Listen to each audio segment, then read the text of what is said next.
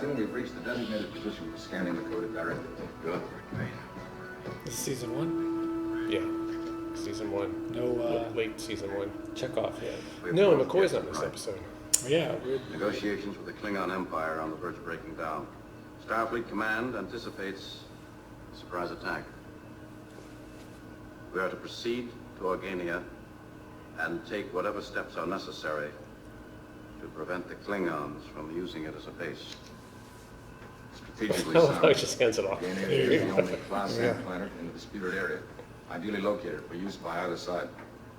Organia's description, Mr. Spock. Inhabited by humanoids, very peaceful, friendly people, living on a primitive level. Little of Humanoids out intrinsic there value, in the approximately class D minus on the scale of culture. Another Armenia, Belgium. Sir. The weak innocents all seem to be located on the natural invasion routes. Captain, the automatic deflector scheme is popped on. Body approaching. Configurations.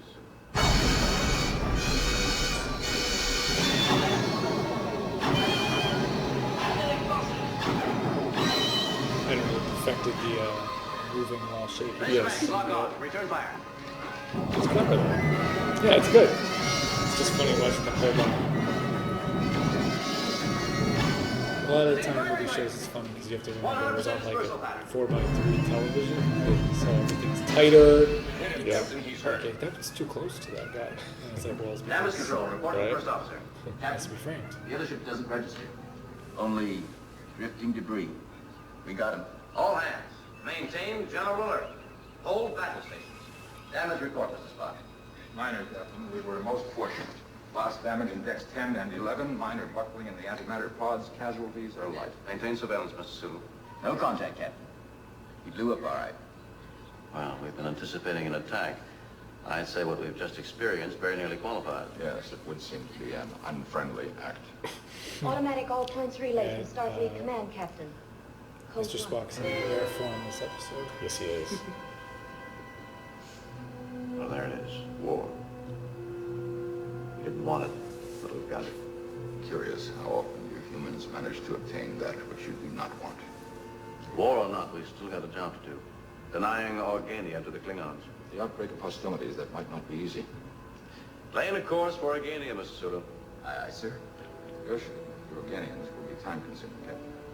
And time is the one thing we will have the least of. Well, we won't get it by talking about it, Mr. Spock. The trigger's been pulled. We've got to get there before the hammer falls. Ahead, walk back to 7.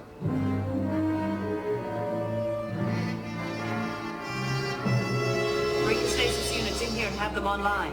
Tell Dr. Salar she can use Ward 3 for the ambulatory patients, and I'll stay here. Transporter room 4 to sick bay. Right in it. They're Yeah. coming in now. Acknowledge. Stand clear and be ready. Close man. Yeah. All right, let's go. Get on there. What happened? The Lunarians attacked us outside of the conference room. He's in cardiac arrest. Connect the pulmonary support unit. He's got internal hemorrhaging. The bioregulator of his artificial heart has been fused. He's got liver and spleen damage. What kind of weapon caused this? A compressed Terion beam. 40 cc's anaprovaline.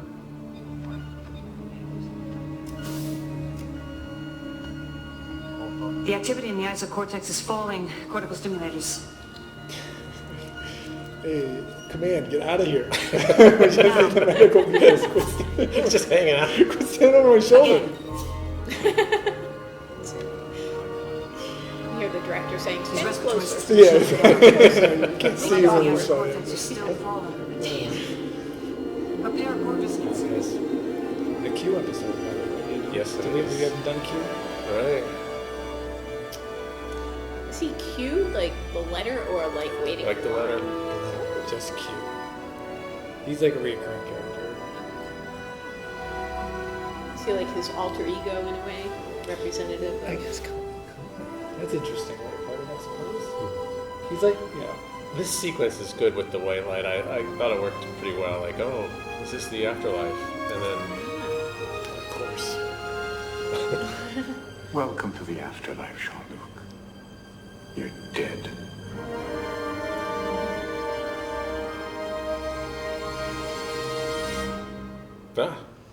Hello, and welcome to the program. The clip you just saw was 2 episodes of Star Trek. The first was Errand of Mercy, and that first aired in 1967. It was from the original series. And the second one was Tapestry from the Next Generation series. It first aired in 1993. These 2 episodes will be the topic of our discussion today. And like I always do, let me welcome the panelists. Thank you, everyone, for being here. Thank you. So we have 2 more episodes to talk about. These are very interesting episodes. I'd like to talk about the philosophy, the messages, the themes. For the viewer watching, the panelists have already watched both episodes in full. So for today's program, we will watch 2 montage clips of each episode and then discuss. But let me go around like we always do and get just sort of your initial thoughts before we dig into Errand of Mercy, the first one to start us off. Mike, let's start with you like we usually do. What did you think? Well, Errand of Mercy, I mean, it has that Soviet America kind of conflict there with the 2 philosophies, but there's a lot of other things you can dig into when watching these episodes. One being, does your philosophy or your country's philosophy necessarily match with what the existing country is that maybe you're speaking to, you're trying to negotiate with? There's different philosophies throughout the world. I mean, some people may have a peaceful philosophy and they don't, have a need to invade other countries. Maybe they don't need weapons. So you kind of look at today's environment with the United States, Soviet Union, some of these other countries. Who knows what the correct philosophy is? It's really a kind of your own opinion as a nation. So sometimes your philosophy, you think it's the best philosophy, the way you run a country, may not be for everyone. So, right. Yeah. What did you think of the Next Generation episode? Next Generation, the Tapestry, that was interesting. That what I found very interesting about that one is the fact that Picard had a philosophy as far as where he wanted to be in life, and he sees how his life would be different if something has changed in his past. I found that kind of comical in some ways because, again, it's from a personal perspective of Picard saying that, okay, this changed in my life because I wasn't that, really eliminated that need to be radical as a young man. Him changing that forced him, or so he saw the future of his life being just this junior officer, and he had a problem with that. He felt like if that was going to be his life, he'd rather not live at all. Which that's a different opinion maybe for some people, but it was interesting the way that was portrayed. So yeah. Karen, what did you think? Yeah, it was interesting to view both episodes. I was looking at it more from a religious perspective, also politically as well. But that first episode, Errand of Mercy, had very much a Buddhist feel to it when they went onto the planet, and they're like, nope, we're not. No violence. We're here. We're peaceful. We're friendly people. But it was interesting to see how the effect of the Star Trek Enterprise people had on the planet, as well as vice versa on their views. You could see the views changing, and then of course the big thing that happens at the end, which I won't give away.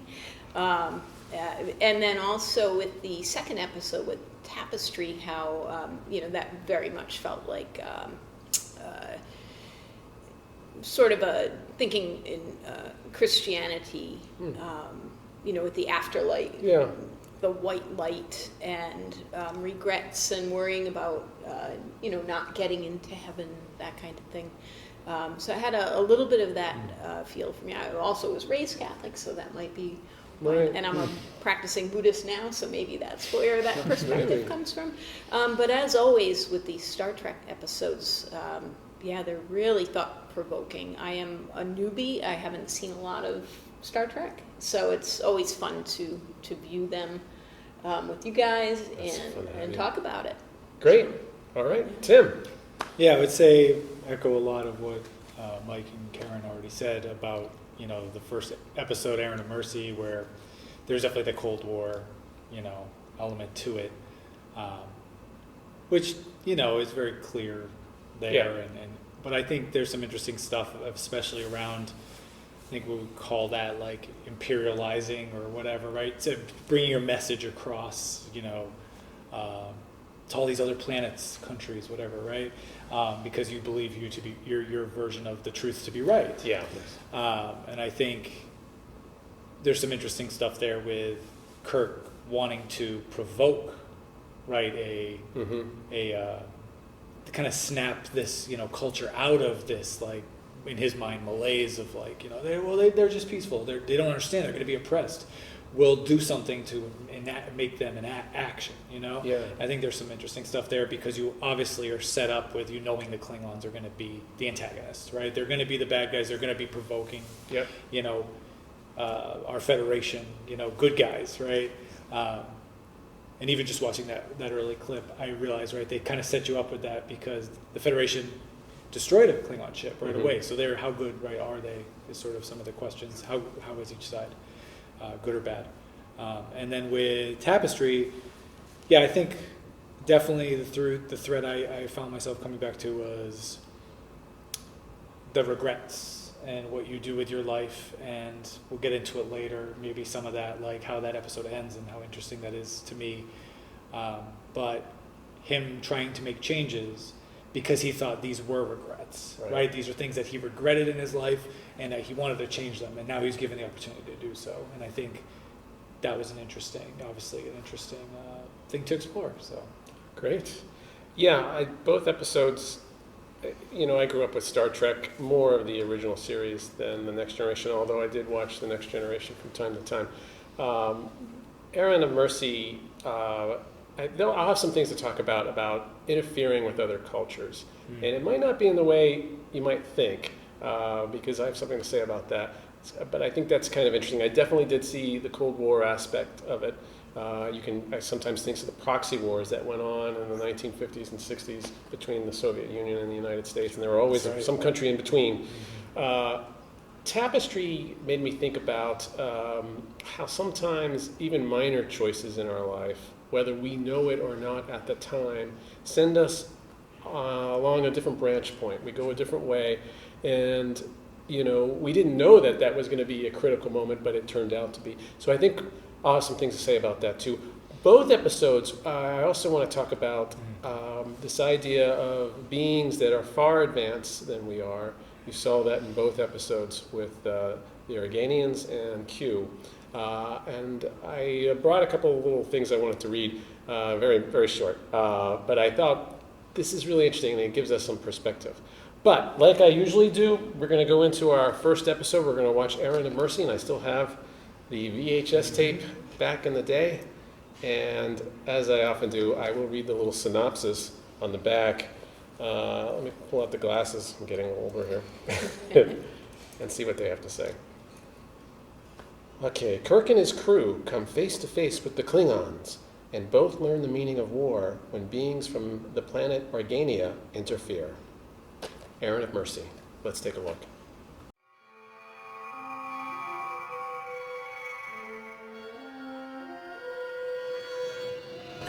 Suddenly there's people. It's kind of appeared. You are our visitors. Welcome, welcome. I am Aelborn. I am Captain James T. Kirk of the Starship Enterprise. I would like to speak to someone in authority. We don't have anybody in authority. But I am the chairman of the Council of Elders. Yes, I will do. You people are in great danger. Is there some place we can go and talk? Oh yes, our council chambers are nearby. Please. Captain, if you don't mind, I should like to wander about the village and make some studies.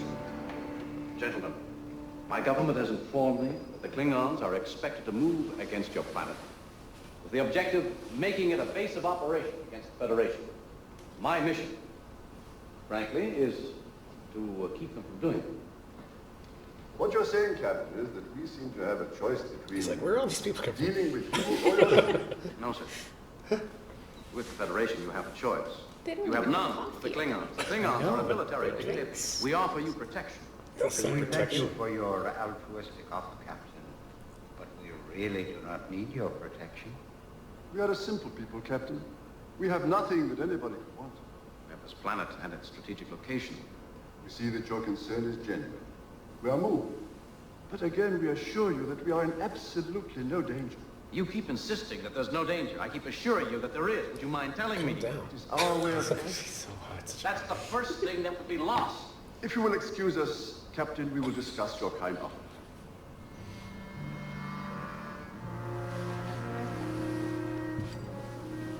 Captain, This this was information on these people and their culture is not correct. This is not a primitive society making progress toward mechanization. They are totally stagnant. There is no evidence of any progress as far back as my tricorder can register. We have discussed your offer, Captain, and our opinion is unchanged. We are in no danger. We thank you for your kind offer of assistance, although we must decline it. And we strongly recommend that you leave Organia before you yourselves are in danger. Gentlemen, I must get you to reconsider. Captain, I can see that you do not understand us. Perhaps... Excuse me, sir. Kirky. Captain, a large number of Closure. vessels just arrived. You're opening fire. Mr. Sulu, follow your orders. Get out of here. Contact the fleet. Return if the odds are more equal. Kirk out. 8 space vehicles have assumed orbit around our planet. They are activating their material transmission units. Can you verify I thought that? he was grabbing a flask of alcohol. Never be in vain, might as well start drinking. Perhaps we should do something about protecting you.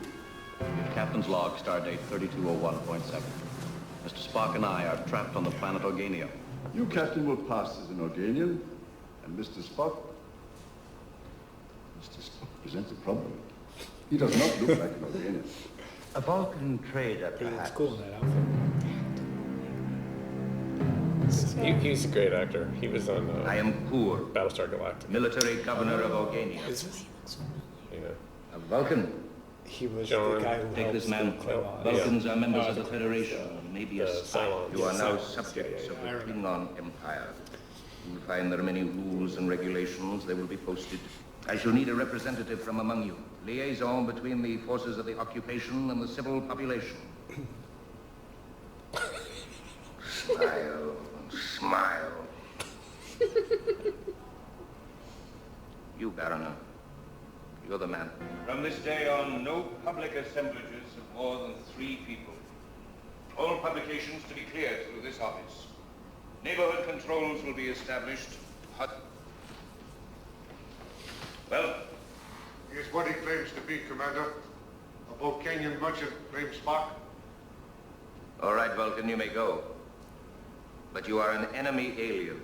You will be under our scrutiny at all times. Out of the way, Organian. I'm sorry, sir. We did not notice you.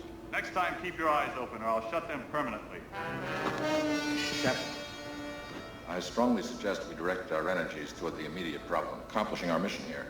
We'll receive no help from the Organians. Maybe, but sooner or later they're going to start presenting how the Klingons run things. If we could prove to them, they could do something to strike back, to keep the Klingons off balance. Verbal persuasion seems to be ineffective. Perhaps a more direct approach. Yeah, exactly.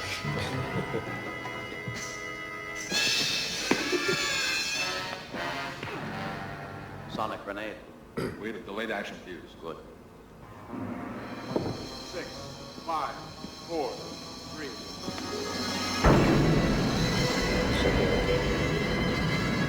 Of course we blew it up. Deliberately. Captain, I implore you never to do such a thing again. But your personal freedom means so little to you. How little you understand us, Captain. Speak of courage, gentlemen. This courage means so little to you. You speak of courage. What are you going to do with him, Commander? What is always done with spies and saboteurs, he will be killed. After he has had first-hand experience of our mind scanner. There's no need to use your machine on him, Commander. I can tell you his name. It is Captain James T. Kirk. Elbon. What? For some reason, he feels that he must destroy you, Commander. Just as you feel you must destroy him. That's going to be rather difficult now.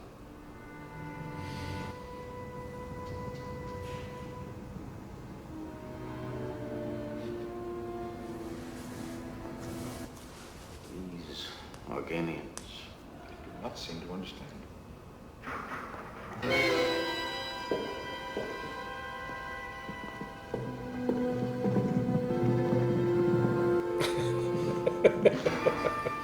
Oh, there you are. There you are. Trust you are in good health. Is that all you can do? Smile? You are free, Captain. Oh, no, how free?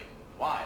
There are several questions I would like to ask as well. This idiotic placidity of yours, your refusal to do anything to protect yourselves.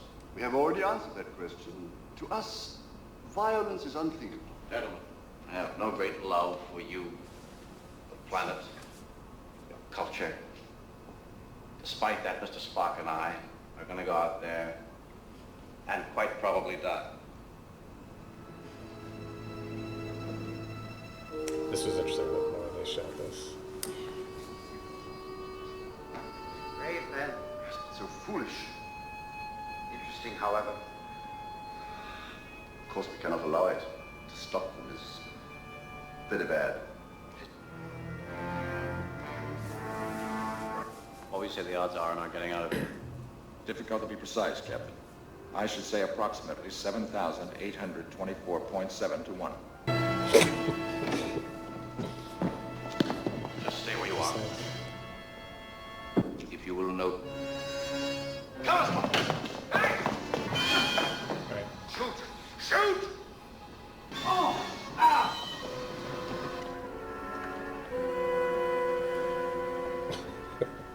We are terribly sorry to be forced to interfere, gentlemen, but we cannot permit you to harm yourselves.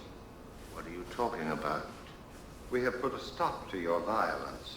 You are stopping this? You?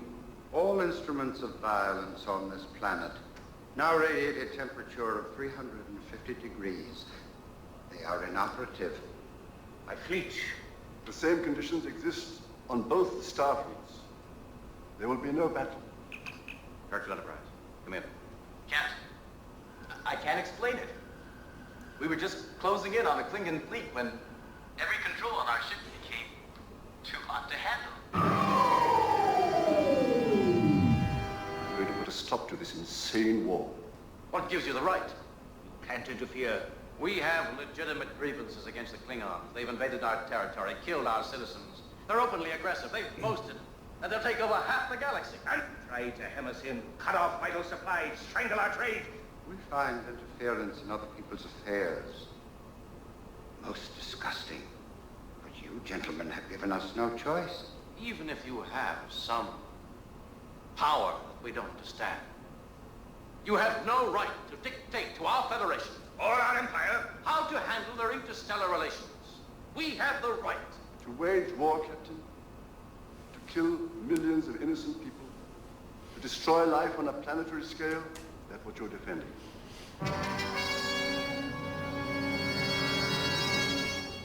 Well, no one wants war.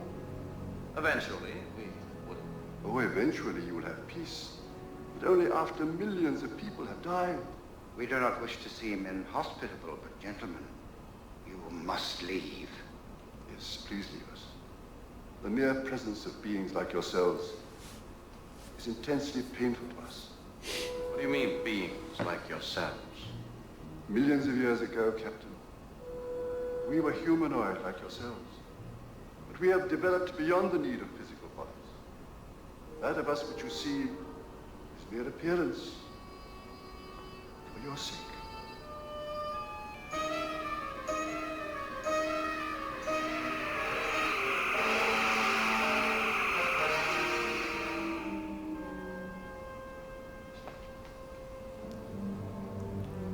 Fascinating.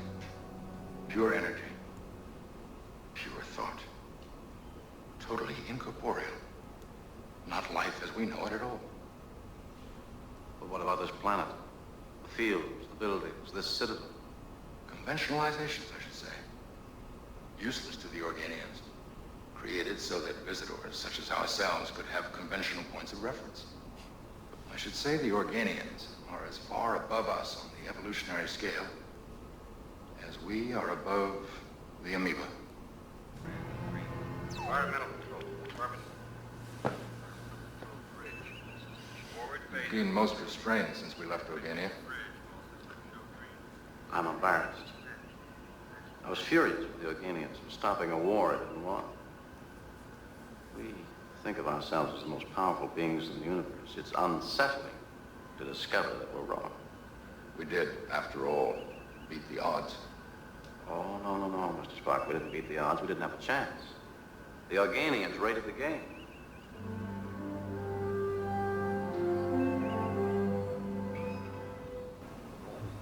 Okay, well, there we have it. Yeah. Some things to talk about. Who wants to go first? I want to talk about the interference. I'll go first. Yeah, sure. So the Organians are so worried about, we don't like to interfere, but obviously they had to. They worry about interfering in other cultures. The Federation and the Klingons, they didn't worry. Like, that's the difference there. They're like, we're not, maybe that comes with being an advanced species, or beings. And you saw at the end, they were like two children. Yes. Kirk and the Klingon just arguing at each other, and these guys come in and they're just sort of like, listen, please go. Just get out of here. This is too much for us. And the episode does a lot of, throughout it, the Organians do a lot of, it seems like, they betrayed him, right? They have his name. But actually, they're just avoiding conflict at every single step, right? Yeah. So it's okay, we'll protect you because that will stop some violence from happening. Okay, well, we'll just give up your information because that will stop some violence from happening, right? And it's this constant, we can't figure them out. Well, it's because they don't care about your two conflicts, your one conflict between each other. They care about no conflict. Right. And so that's the interference becomes this reluctant, right? It's interesting, and it's we see this, you were talking about the Soviets and the United States during the Cold War, and I think of Indochina, and I think of the 1950s. After World War II, you had a lot of these Asian countries that were once colonies that, hey, we just survived this, just like you, where Japan invaded us. Now we want to be our own country, and we want our independence. But then this proxy war situation started between the Soviet Union and the United States, capitalism versus communism, and you always had these little countries. And I imagine it was just like that then. Oh, we can help you. We can rebuild your, we're just, So I think that's true. You saw a lot of that. What's interesting, too, I get some of what I picked up from that. So you have the former humanoids. They've reached a higher level of intelligence. And it's almost like if you look at the way people grow, societies grow, and you can have you think of a universal truth. Unfortunately, that universal truth somehow becomes not accepted by a lot of countries or a lot of people. And I think we've gotten worse in some ways today because you have what's fact and what's fiction. It's like you should really have you think as a society we would have this should be the way things are, but there's always a conflict no matter what. And I think it's worse now because of social media and just the way things are publicized. So we really can't come up with a common theme for the way people should live in a lot of ways. I kind of got that from that particular clip. But there should just be diversity, acceptance of diversity. There shouldn't have to be a common themes per se. Well, if you're talking about peaceful societies, okay. That's what I'm talking about. Right, peaceful societies, as opposed to people justifying war, people getting killed for no reason, just to say why. What's the reason why? Does another death, an eye for an eye, make that a good thing in this world? Right. It's kind of sorry. But to your point, it's maybe a little bit of the, there's that point right where Kirk and the Klingon are arguing about why they need to fight, even though neither of them wants war. And they're justifying, we have a dispute and we need to figure it out. And it's right, but you're not hearing yourselves. Yeah. Most people probably don't want those conflicts. But when you then get them right into a corner, they might say, oh yeah, but that's different. Those people are different, right, and I'm feeling really empowered to feel that way or emotional about it. And I think that's the part where kind of you're saying it's it's amazing how you can live in both. You could be truly understand that we don't want to fight and violence is not the answer, but somehow this is an exception, right? Exactly. And we kind of looked at it with this one was like once your agency is removed, they get really upset, right? So it's like suddenly when it impacts you, right? They're telling you you can't do this, kind of like children, right? You can't. They're like, well, but I actually think I should be able to, right? And it's like this crazy, petty, emotional thing. Right up, you're fine with peace right up until the moment, you're not. Yes, exactly. One other thing while I'm thinking of, also with Spock, where he had tested the planet, so they've had no advancement in society.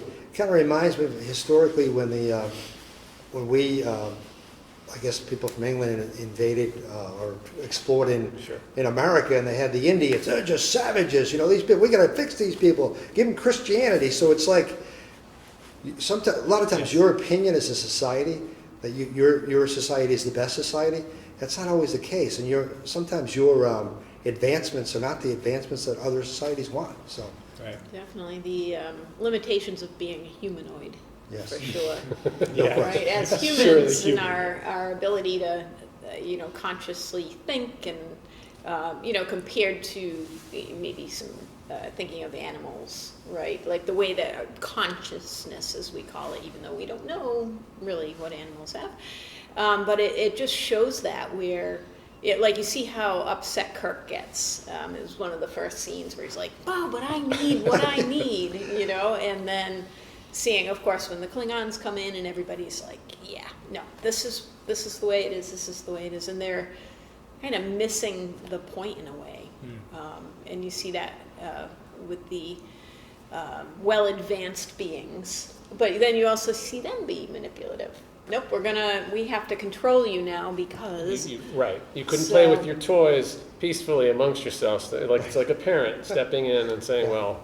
Exactly, yeah, it's so interesting, that whole episode.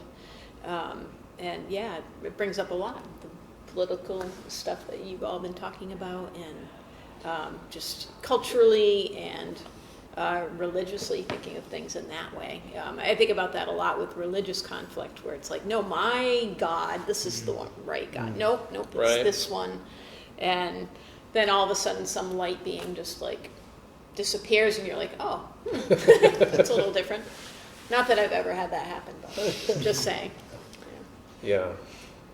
I just, I think about nationalism, and people get sort of, the way we do things, our culture, our country, and in a lot of ways, nationalism just breeds hate, and distrust of anyone who's not like you. Other cultures, other things. It's a loss of just reasoning, because that fervor can build up, and you saw that with Kirk goes down and he's just like, that's the first thing you're going to lose is your way of life. Kirk, makes makes this case for it, right? Yeah, the Federation's the right way. And I think you touched on this when we first opened the show, but Mr. Spock has some interesting lines and some interesting reactions. I know one of the lines in the very beginning, in the opening of the show, where he says, interesting how you humans often obtain that which you do not want. Like, what a great line that is. And then at the end, when the Organians are talking about, we're just doing this for you. This is all conventionalizations and this and that, and for your sake, you want. He says, "Oh no," he says. Kirk spouts off why he goes, and the Organians are like, "But millions of people will die," and so forth. And you see that reaction shot of Spock, and I thought it was really good. And he's just sort of like, even he's looking at the Captain McConnell going, "Yeah, they're making a good point." Yeah.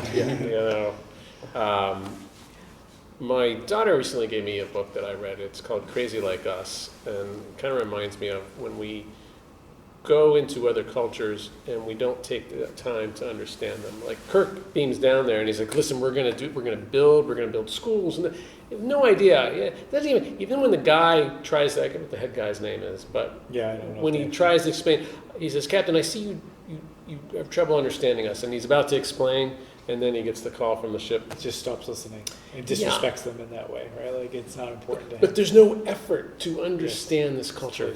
So my daughter got me this book called Crazy Like Us. It's by Ethan. I wrote it down because I was thinking about it.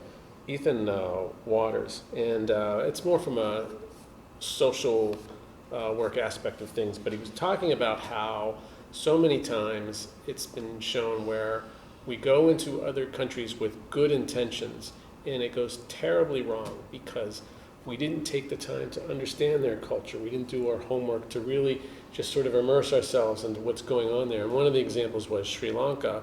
I think it was in 2004 where they had a tsunami, and they were worried it would just destroy towns and villages, and they were worried there was going to be a lot of post-traumatic stress disorder. So they flew in a lot of American mental health workers, and they tried to use protocols and methods that work in our society towards that.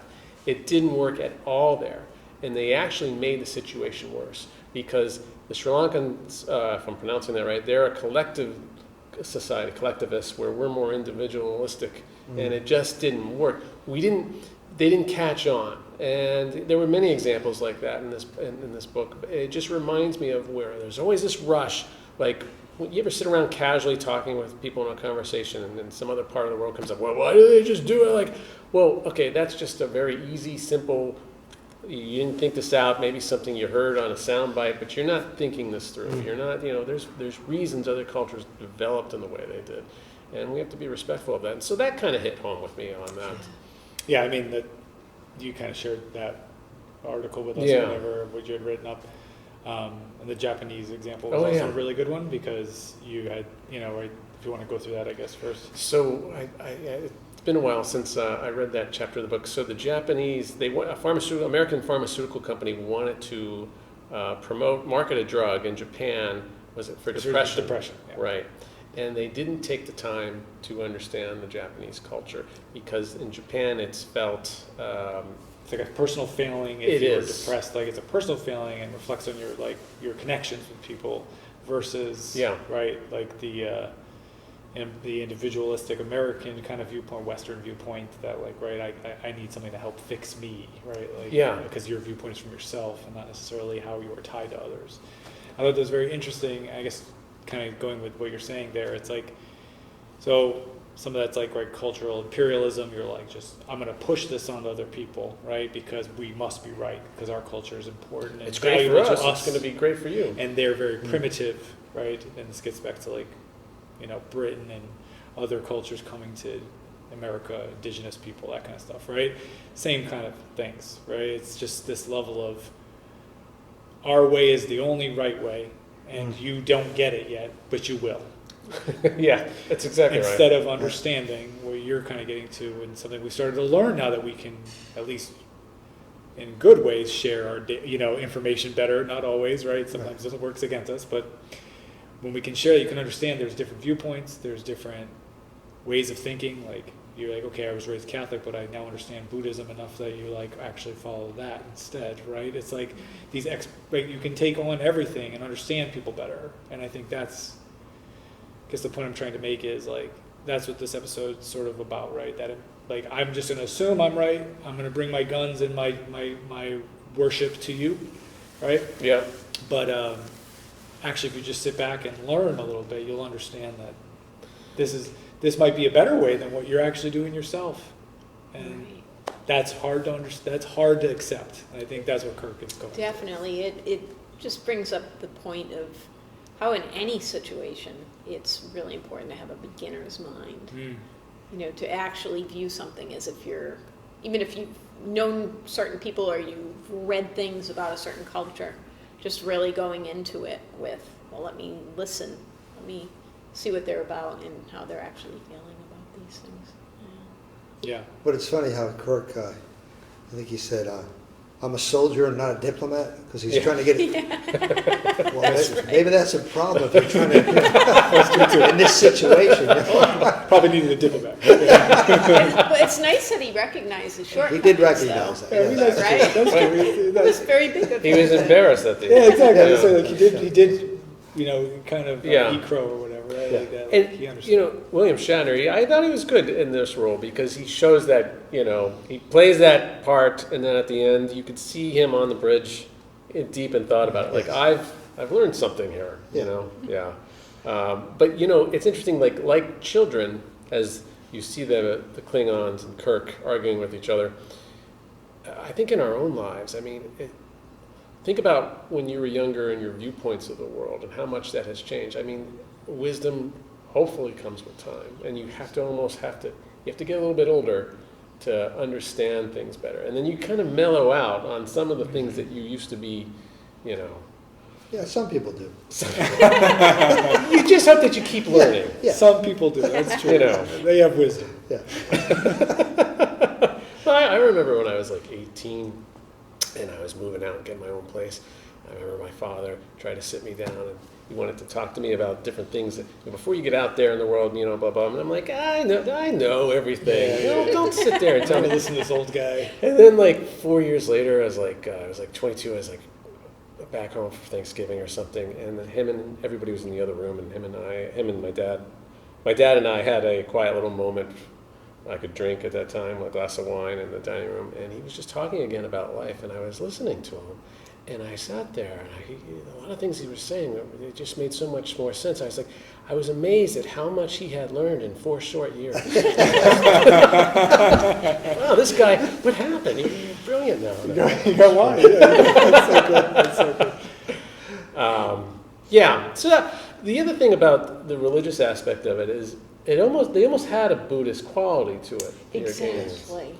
And you wonder if you become an advanced culture, you see this, at least, I don't know if this is just my bias, but there seems to be the older you get and the more understanding of the world, you get more peaceful about things. And true to that, you're less likely to react with violence. Right. You know. Yeah, hopefully. We're tested every day, I feel, in the world news. Yeah.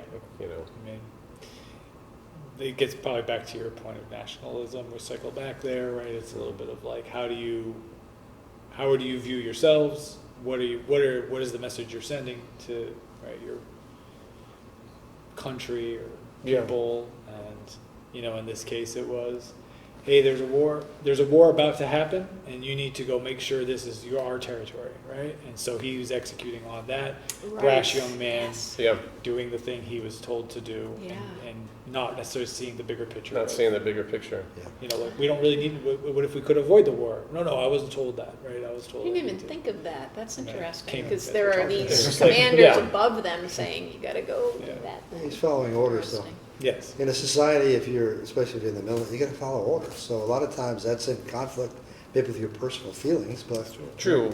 Yeah. I mean, he had to do what he had to do. Yeah. But And I think he had a lot of conviction for it. Yeah. In some ways. I read a biography of John F. Kennedy in his early years, and before he ran for president, and he went to Indochina to sort of see the Vietnam situation before the Vietnam War started. The French were still there, and things were going very badly for the French. But he toured there, and his brother Bobby came with him, and he went deep into the towns and he talked to people. And when he came back, and I think there's an interview, you could probably look it up on YouTube, but he was talking about how the problem was, it's not, good versus bad. It's not capitalism versus communism. It's really not that. It's about they want their own country. And so you happen to have this leader who is from there. They feel like the French were just, ordering us around, and then any other Western influence would be a puppet. Same thing, yeah. Right. So they couldn't understand, it wasn't so much about communism. It was about, we had a homegrown they had been colonized for so many years, survived the Japanese invasion and so forth. They just we want our own place, Yeah. And then he said it much more eloquently, but he says, unless we can present from the West a better idea of that, this is your country, this is your world, then he says the war, then the whole thing's lost. And he was right. It was almost like he predicted what was going to happen. It says it's sort of right, we missed the feet on the point. ground. He's learning that it wasn't even about what we thought it was Right. as a proxy. We missed the whole point of it, right? And then I don't have to go into it, but yeah. Interesting. All right, so let's take a look at our next one. I don't have a VHS copy for that one. I have a DVD. There we go. I guess it'll be. And I will pull out the reading glasses again, and Excellent. we'll take a look at Tapestry. Okay, Tapestry. Boy, they really put this in small print. Way out here. Picard is killed when... I can't even read that. I'll let you read it. Oh, my. Yeah. Okay. Well, it's so small. That's how long we've been doing young this. one there. It's so Yeah. small. I'm almost needing reading glasses. There you go. Okay, so Picard is killed when radicals bombard his artificial heart with an energy blast. In the afterlife, Picard accepts his nemesis Q's proposition to travel back in time to save his own life.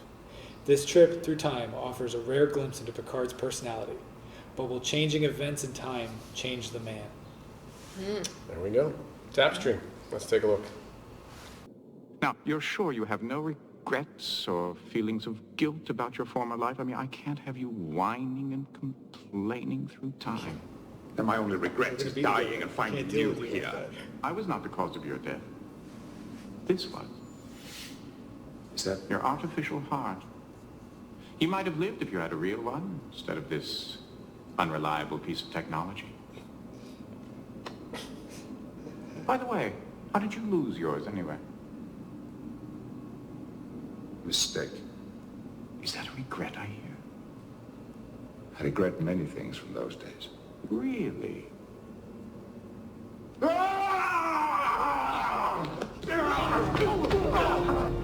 didn't do a ribbon to him. Wasn't very smart of you to take on 3 Nausicaans, was it? No, it wasn't.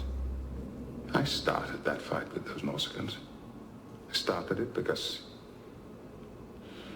I was young and cocky. If I'd been more responsible in those days, I wouldn't have needed this heart. And I wouldn't have died from a random energy surge 30 years later. So, if you had to do it all over again? Things would be different. That was great. That was a good transition.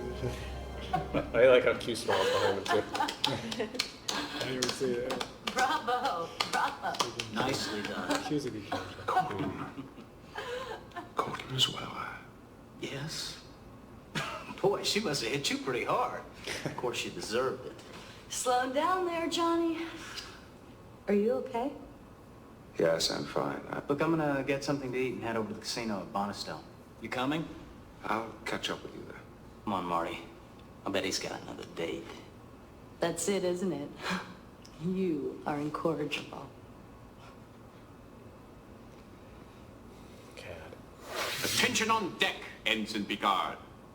What is the point of creating this fantasy? He's always so This is angry. no fantasy, I assure you. It's all very real. You're 21 years old again. A brash young man, fresh out of the academy. Certainly don't look it. Everything else you do. What is the purpose in bringing me here? You said you regretted a great many things in your life. Well, here's a chance to change some. Change them? Do you mean change the past? Whether you believe me or not, you are here. And you have a second chance. What you choose to do with it is entirely up to you.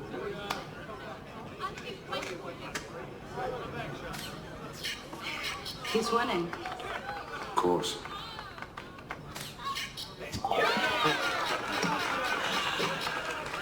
Thank you.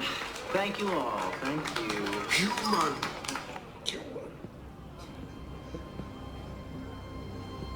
Play, John-Jut. Human. I think I could be persuaded to play one more game.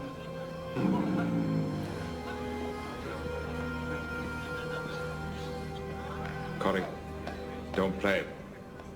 Why? It'll cause trouble. He's a Nausicaan. They can get very ill-tempered if they lose. So can I. No. I see you found your Nausicaan friend.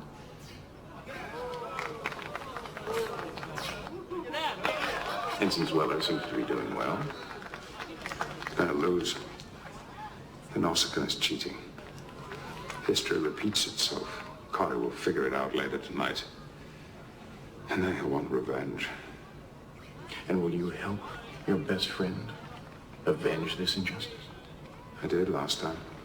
I rigged the table so that he would win in a rematch. Picard, you cheated. I'm impressed. It's a stupid mistake. Then Oskin didn't take kindly to losing, nor his friends. They were outraged. They wanted to fight. I gave them. It's a beautiful story. It gets you right here.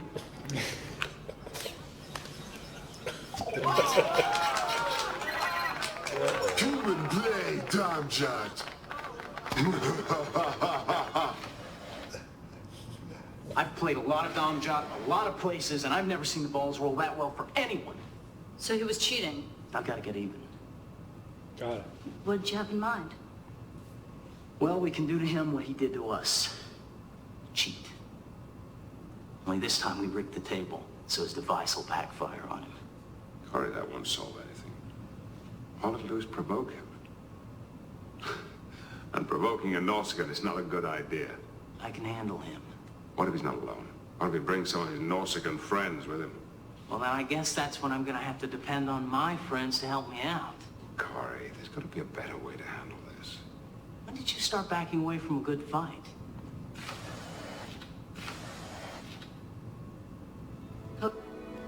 Corey. Johnny, don't sneak up on me like that. I thought you were the gambling foreman. I'm sorry. I'm glad you're here. Hand me that Magnus Manor, huh? Corey, I'm not here to help you. I'm here to stop you from making a serious mistake. Now I'm going to finish my work here. If you want to help me, fine. If not, I'll see you back at the Starbase. You said you're not doing this. But I'll tell the gambling foreman someone has been tampering with his dumb job tape. All right. Have it your way. I just couldn't make him understand. At least he did finally give it up. Yes, but he didn't take it very well. He keeps smiling at me. Well, I've just never seen you like this before. You're so serious.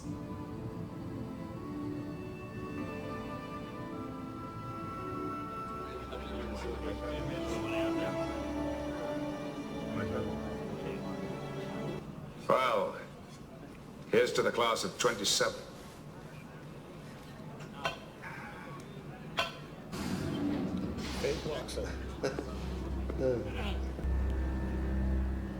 Play, Darmstadt Schumann. Give you a better chance. Give you a bigger stick, maybe. I don't think we're interested. Cowards!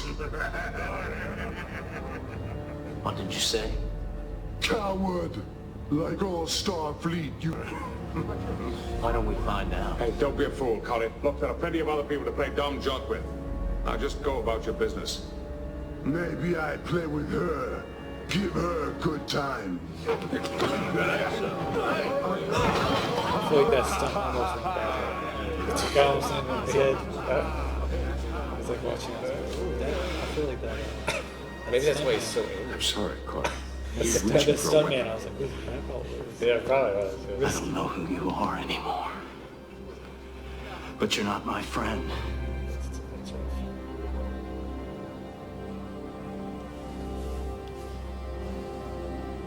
Goodbye, Johnny.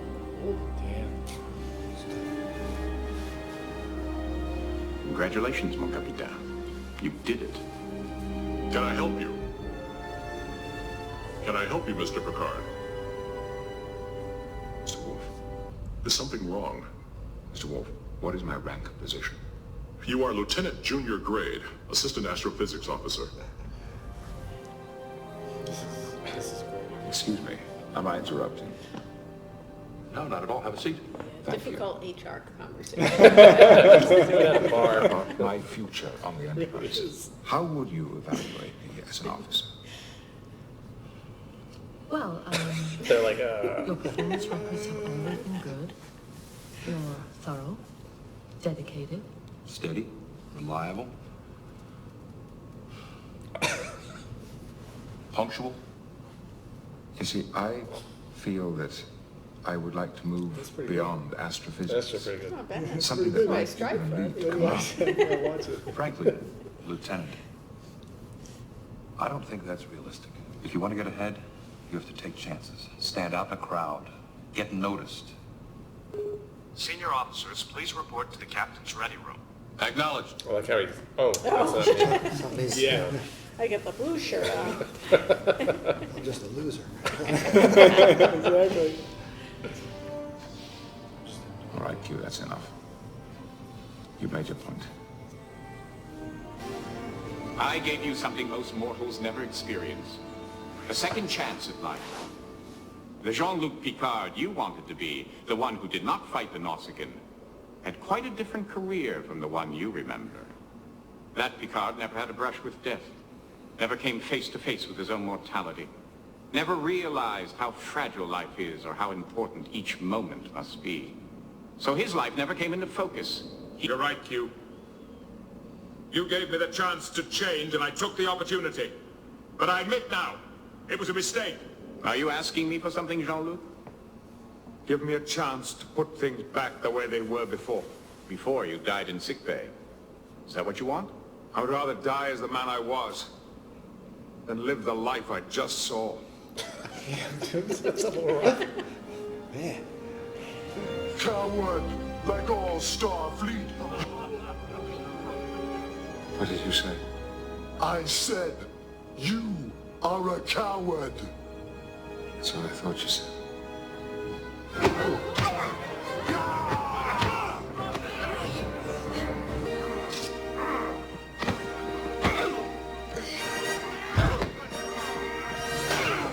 Whoa.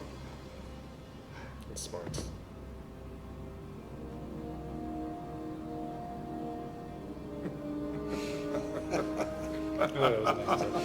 That's a nice little character thing, yeah.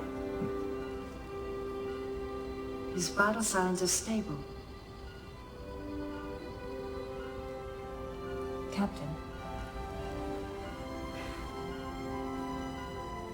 You were injured. But I think you're going to be all right.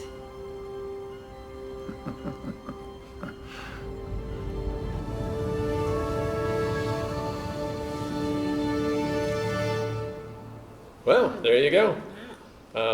That was interesting. Your thoughts?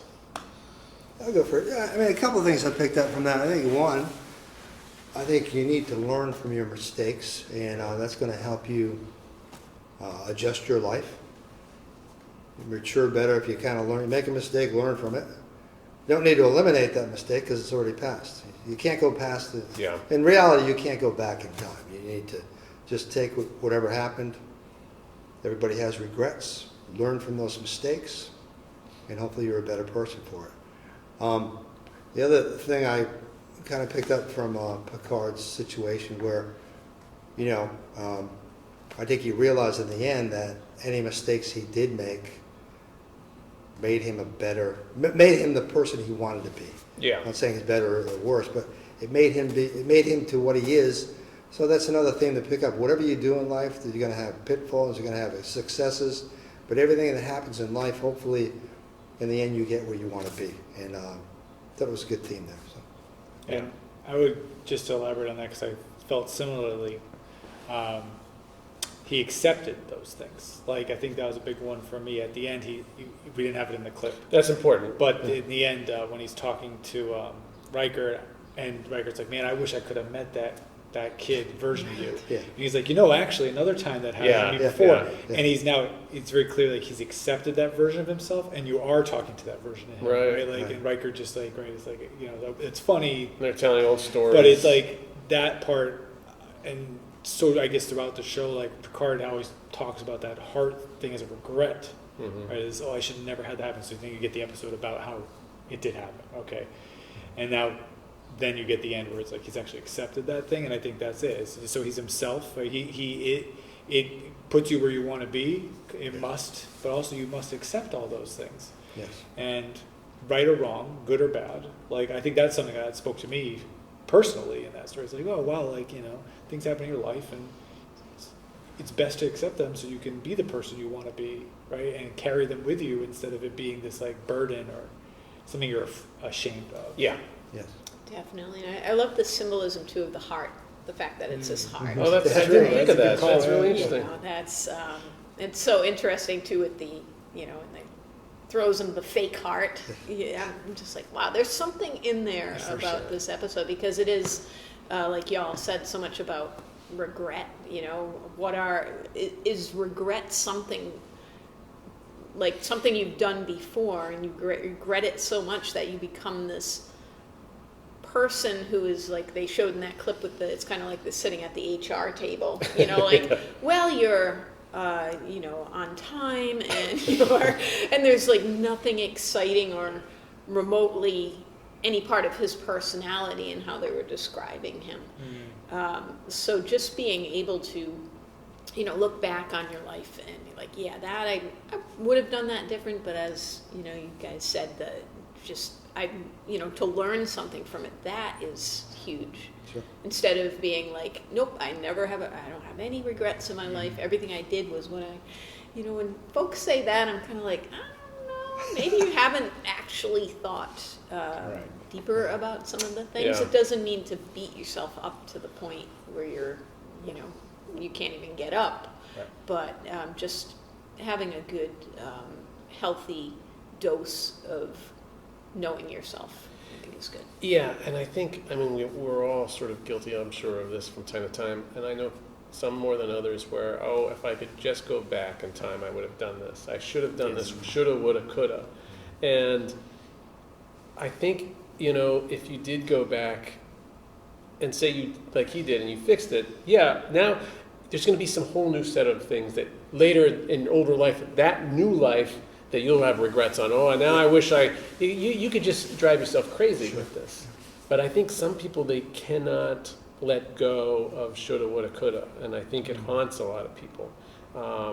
And sometimes it's the most minor decisions, I think. Things that, I mentioned this before, things that you don't think is a critical branch point, it is. It takes you down a way, and you just sort of, all right, well, I'm going to go this way for a while, and then, I'll double back but and it made me think of Robert Frost's poem, The Road Not Taken, knowing how way leads on to way, I doubt I should ever come back. And so I brought the book because I had thought about it. Yeah. But there's a line in it that I really kind of get. It made me think about this. I'm just full of all kinds of props today, aren't I? Okay, The Road Not Taken. The last part, I loved it. He goes, I shall be telling this with a sigh, somewhere ages and ages hence, two roads diverged in a wood and I took the one less traveled by, and that has made all the difference. My favorite part is when he says, I shall be telling this with a sigh. And it's sort of like, you could just second guess yourself to death. Let's just let it go. Or you just, I guess I always take it as, I don't know, this one resonated with me for sure, I guess, turning 40 and feeling the halfway or whatever, hopefully not totally, but you know what I mean? Yeah. I've lived a life, sort of, right? Like with multiple versions of myself, and you start to have these, like, you're always going to have that, like, I wonder if it did go differently, and you're just always going to be sighing about, like, something. And you have to kind of let that go. Yeah. I think for you to you have to advance in your present life where we are, you have to let that go and just live. And then know that every day in where you are now, there's more choices now, It just keeps going. That's a good point. Like, presently, right? Live presently, and make the decisions you think are right now, right? Yeah. And that's kind of what you're saying, I think. But it is funny. I think when you're younger, you do have a lot of this thinking about, what if I did this? What if that had happened instead? And at least for me personally, as you get older, you just look back and say, no, what happened. It happened. Was there a reason it happened? No, it just happenstance. It happened. But it made me where I am right now.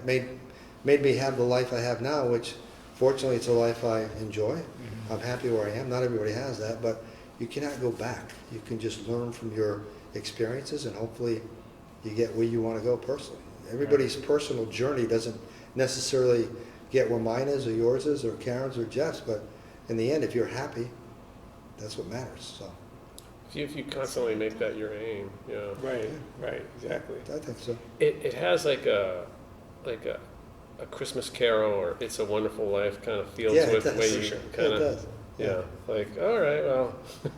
Yeah, Little Wizard of Oz as well. Original Wizard of Oz. You know. Oh. You were there, and you were there, and you were there. But also the fact in the Wizard of Oz, and there's this book that I love. It's called The Zen of Oz, and it looks at the Wizard of Oz as, from a Zen perspective. So the idea that, with Ruby Slippers, for example, representative of the creative spark. Don't let anyone take that away from you. Be you, be present. But also, with The Road Less Traveled that you were just reading, the idea that which way should she go? If she goes down that path, this might happen. If she goes that way, and the way she chose, she got to meet, a lion and a scarecrow, and a witch and Tin Man, right? A little poppy field nap, and it's just that idea of, whichever road you choose. Right. Yeah. Choose and live and love and be present and, all the good things, like try to be kind and there for people, and usually that works out pretty well, I think. Yeah. There are decisions in our life and where okay, this is a big decision. And then, like I was saying, there are things that you don't even know is really a decision. You just sort of randomly went down one way, and it's just sort of like, and I kind of reflect on my own life. Like, I met you at a former employer, right? And then followed you elsewhere eventually, where I then met the woman I would marry. And, but when I took the job, when I first met you, it was sort of like, I had a job, and I was just sort of like, I don't know if I really want to move from where I am. And I just sort of like, I didn't think it was a big deal at the time. Yeah. But then it leads to this other whole thing. Sure. And we all have tangents like that you don't know at the time. Like, then I wouldn't have actually met you right either. Right. We wouldn't be here now. I'd be sitting with 3 other people right now doing this show, and it wouldn't be nearly as good. No, I'd be anger issues. That is true. I mean, like, there's a personal situation where a friend of mine passed away. He got bit by a mosquito. And that particular night, where he went to see a meteor shower with his wife, he invited us all. We said, nah, we're not really into that. Who knows? That could have been me getting bit by the mosquito. That could have been me who ended up with a serious health issue and then death. So yeah, you never know. You never know. So sometimes the road you're traveling is just, you went this way only because, like you said, it could be a last minute decision, or no big deal, you went this way instead of this way. Going that way could have been worse or better. You don't know. There's a lot of luck to it. Yeah. So. And you only got one shot at it, I guess, is the other piece I'm kind of thinking of as you guys are talking here. It's like accepting yourself and the things you've chosen and living fully into them. It's like you only got the one shot, so you can't. Like, you can regret, of course. Like, hey, I had a horrible interaction with someone that I created, right? Like something like that. But like, you need to accept that and learn from it and learn. And I think that's It's like, because you only got the one shot, right? We don't get to go back and erase it all and have some celestial being show us the error of our ways. Which you did. But I think, that's the interesting part.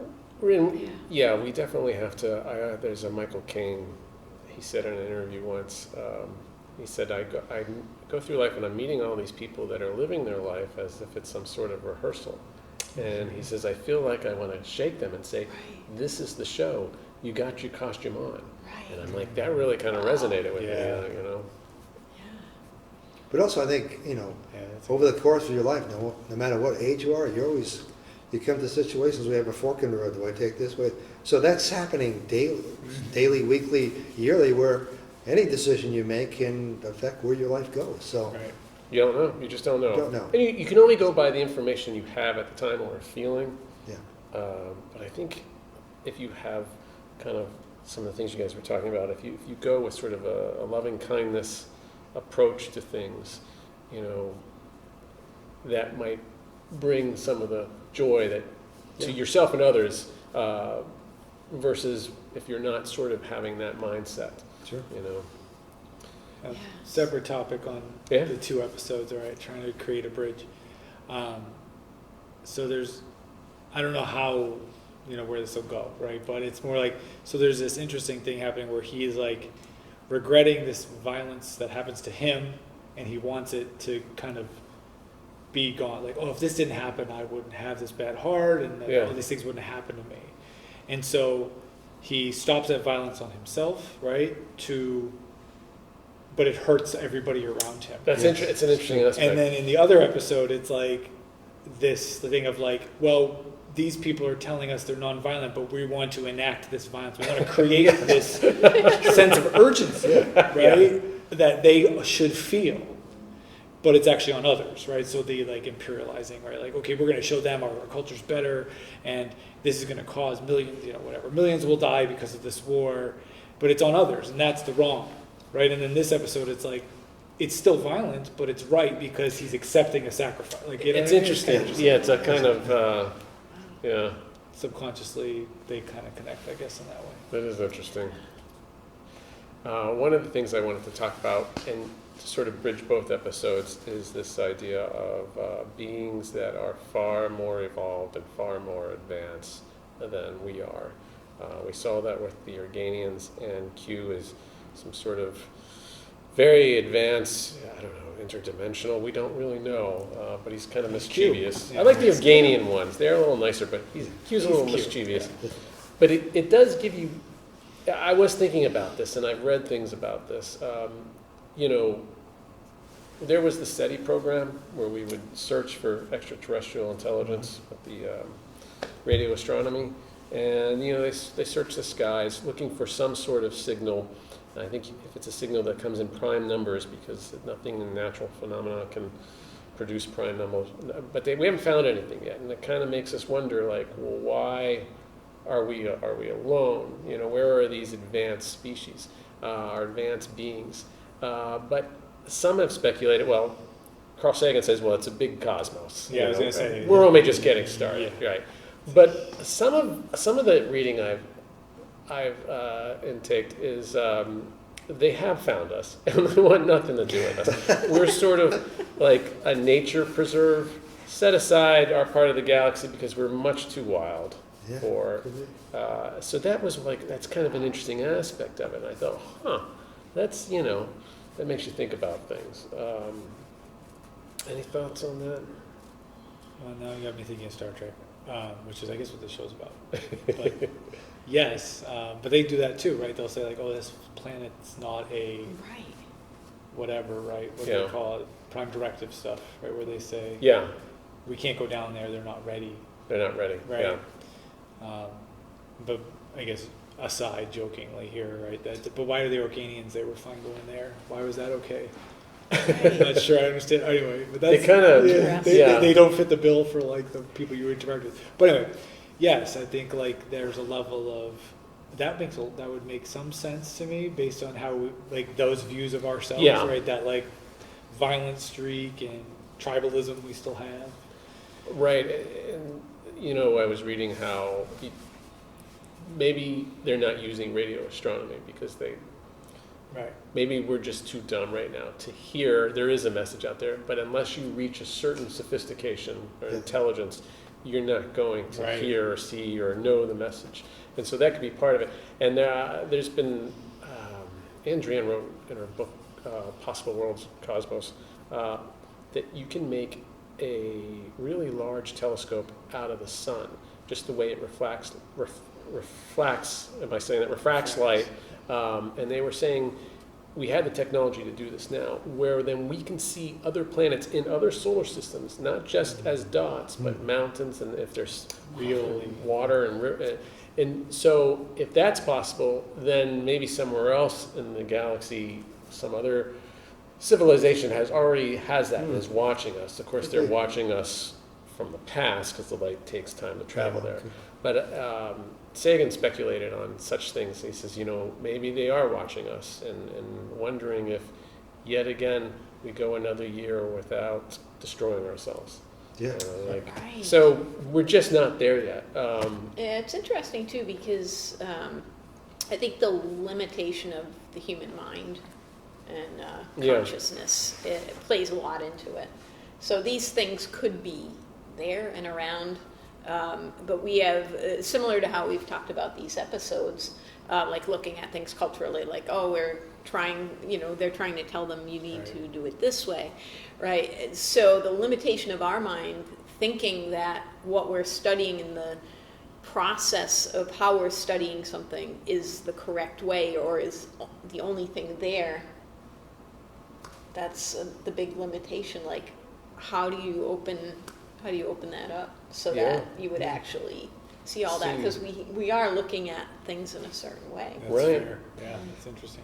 In Sagan, he wrote a book called Contact, which they later made into a movie. That's great. The book's really good. There's obviously people always say the book was much better, but they didn't have this in the movie, but it's really good. And I actually brought the book. I'll read a second of it. But Ellie Arroway is the main character, and she goes on the journey, right? But she actually goes with other people. It wasn't in the movie; it's just her, but she actually goes with other. And she's on the beach with her the advanced being that's taken the image of her father because they've tapped into her brain, and she has just a few minutes to have a conversation with them, and she wants to know, like, oh, how is this possible? And he's like, oh, it's basically through wormholes and so forth.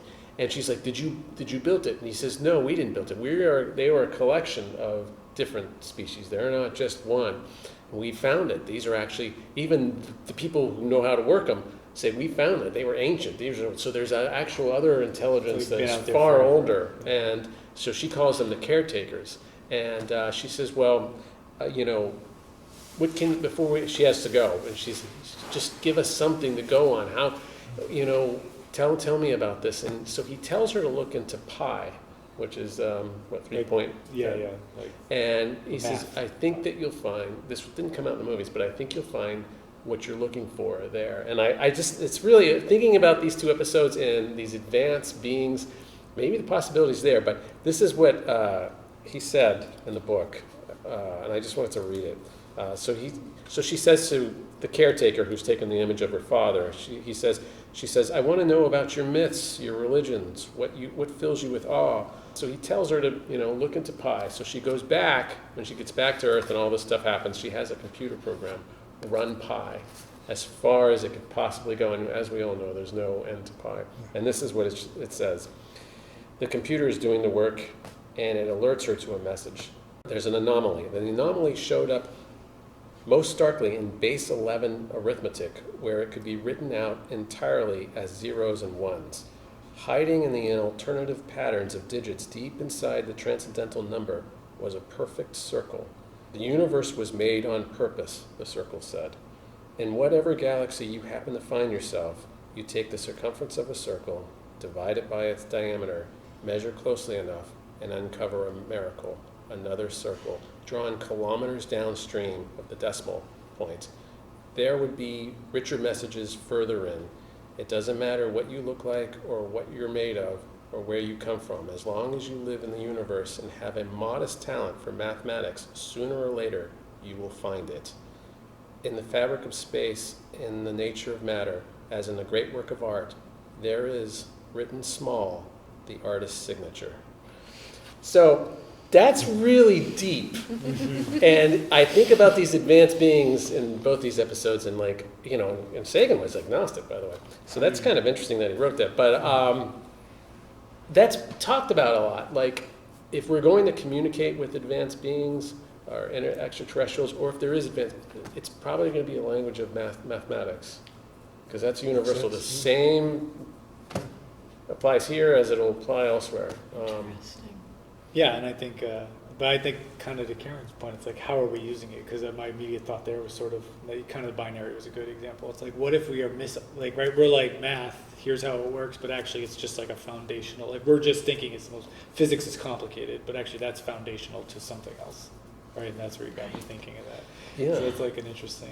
And it's like, it's right in front of us all this time, and we just can't see it. Didn't get there yet. Exactly, yeah. It's It's a great unknown that we just don't understand, Yeah, and a lot of, and this goes to back to religion as well, but also some science where it's this idea of, some will call it God, or an agnostic might not call it, they might call it the source.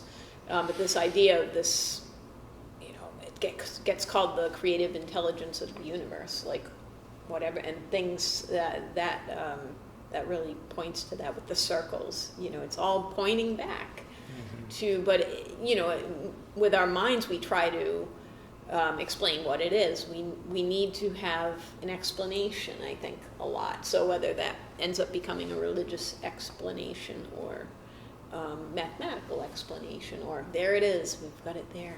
But that's one of the beauties of being a humanoid. The fact that we do this, we put this work in, but wait a minute, I figured it out. But it could be this, maybe it's that. But whatever it is, named or nameless, it's pretty spectacular. Q, the character of Q, don't they play around with this sort of notion of God or what's larger than us back and forth through the series, I would imagine? I think, yeah. I mean, he's kind of that magical being that can do everything.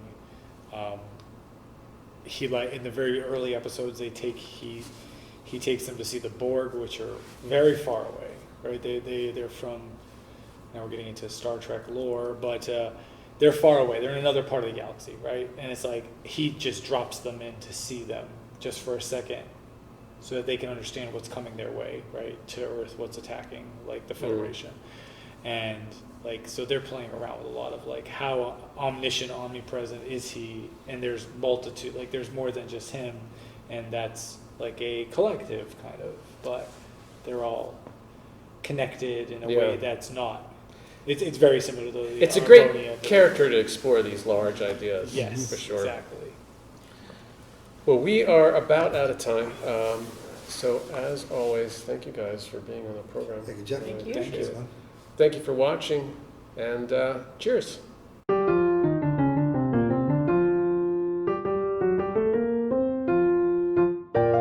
There's times where we're watching the show, and I can't think of something right now, but we're watching Voyager, so just slowly, right? Whatever, 10 o'clock at night. And you're just sometimes you're just wait a minute, that character kind of wouldn't do that, considering episode, now you're doing Star Trek, and you're in season 2, episode 23, that happened, and they wouldn't have done that here. Right. But it actually does feel like that occasionally. Right. You're talking about parquet, not the margarine. You're talking about the parquet quarters. Is parquet a margarine? What? Parquet might be a margarine. Parquet. Probably one of crackers. What? Parquet? Oh, parquet. Wasn't there a game called parquet? Or parcheesi? Parcheesi. Close. Parcheesi, I believe, yeah. Parquet this would is be too serious. We need to be more. Somebody tell us. Parquet is a cross between parcheesi and croquet. Now that's a fun way to play. You have, you have the whole big board, those little... A game within a game. And you have to get the little parcheesi chips, through the little wickets. Yeah. I was happy when they changed up the garden and they got rid of the old parquet floor back in the early 90s, that they redid it in the same style. Yes. I think you had to. But I think that's a Parcheesi floor now. It's Parcheesi floor. Gotcha. That's right.